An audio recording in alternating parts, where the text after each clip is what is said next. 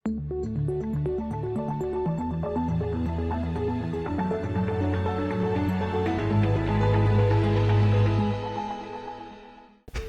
күн, құрметті көрермен. Бүгінгі шолуда сіздерді осы аптадағы Қаз Новости ақпараттық порталында жарияланған маңызды жаңалықтармен таныстырамыз.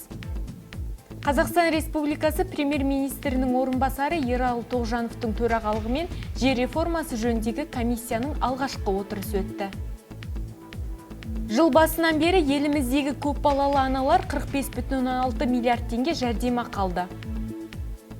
22.131 адам коронавирус инфекциясынан емделуде, оның ішінде 321 науқастың жағдайы ауыр.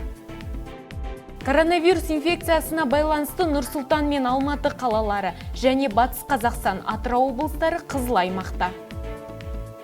Алматылықтарға коронавирусқа қарсы вакцина сауда үйлері мен базарларда салынуы мүмкін. Жексенбі күні елорданың қалалық және қала маңына қатынайтын қоғамдық көліктер жүрмейді. Бұл күні автобустарға дезинфекция жасалады. Әнші Қайрат Нұртасқа карантин талабын бұзған үшін 87.510 теңге айыппұл салынды. Алматыдағы нөмірі 4-ші қалалық клиникалық аурухананың бас дәрігері Сағи Бейсенбеков ұшақ апатынан зардап шеккендердің жағдайы туралы айтты. Солтүстік Қазақстан облысындағы білім беру бөлімінің қызметкерлері табысы төмен отбасылардың балаларына арналған ноутбуктерді жымқырды деген күдікке ілікті. Қызын 2 тәулікке үйге қамап, басқа қалаға сүйіктісіне кеткен анаға қатысты іс қозғалды. Бала пәтерде 2 тәулік бойы аш отырған. Атырау облысында басталған көктемгі балық аулау маусымы 25 мамырға дейін жалғасады.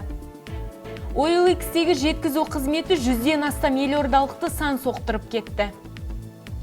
Әлемнен бірер ақпар. Винсент Ван Гогтың ешқашан көрмеге қойылмаған суреті 13 миллион еуроға сатылады. Ата-анасын тұншықтырып өлтірген бодибилдер ұсталды. Apple компаниясының негізін қалаған Стив Джобстың түйіндемесі $222,000 сатылды. Спорттан бірер ақпар.